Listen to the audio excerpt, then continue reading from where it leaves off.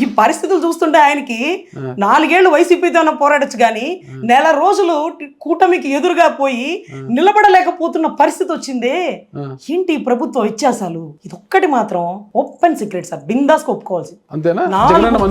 4 సంవత్సరాలు ఇబ్బంది పెట్టలేదు సార్. జగన్ అన్న మంచోడు అంటే జగన్ గారు అంటాం, పవన్ ని అన్న అంటాం. జగన్ గారు మంచోరా చెడ్డోరా సార్? ఆ విషయంలో కూటమి ధర్మం కంటే 100 రెట్లు 4 ఏళ్లు నన్ను ఇబ్బంది పెట్టలేదు కాబట్టి ధర్మంగా ఉన్నాడని భావించాలి సార్. ఓపెన్ వైసీపీ ఇబ్బంది పెట్టలేదు. Open sir.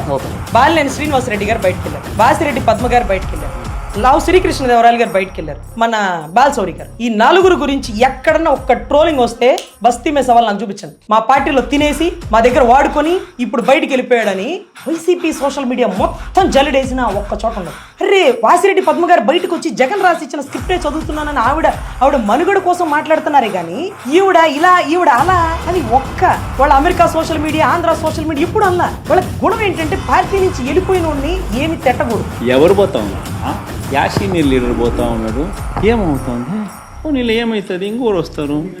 ఈరోజు సోషల్ మీడియాలో నా గురించి జరుగుతున్న ట్రోలింగ్ చూస్తుంటే సార్ ప్రతిరోజు నేను ఏడుస్తున్నాను సార్. నాకు అసలే అనారోగ్యం బాగోదు. ఒక్క నెల రోజుల క్రితమే కదా సార్ గుండెపోటు వచ్చి హాస్పిటల్లో అడ్మిట్ అయ్యా. నా కళ్ళ ముందు తప్పు జరిగింది సార్.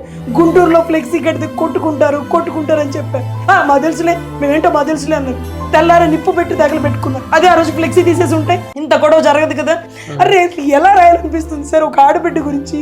అసలు మధ్యతరగతి కుటుంబాలు రబ్బర్ చెప్పులు వేసుకున్న రాజకీయాల్లోకి తెస్తా అని అనకండి సార్. మధ్యతరగతి బతుకులు ఎప్పుడు మధ్య తరగతివే. మాకు బ్యాక్గ్రౌండ్ ఉండదు, తట్టుకునే శక్తి మాకు ఉండదు. ఈరోజు చూడండి వాకిట్లో పడేసినారు. ఇంకెప్పుడు మధ్యతరగతి ఆడబిడ్డల్ని దయచేసి రాజకీయంలో తీసుకొచ్చే ఏ నాయకుడైనా చేయి పట్టుకుని కష్టకాలంలో కూడా నిలబడతానన్నప్పుడే రావాలి. లేకపోతే ఇలా ఆడబిడ్డ నడి రోడ్లో తెస్తే నా మరుదుల ముందో, మా అత్త ముందో, మా ఊరు ముందో చూడు వెళ్ళావు ఏం చేసినాడు అంటే నేను ఎక్కడ తలపెట్టుకోవాలి?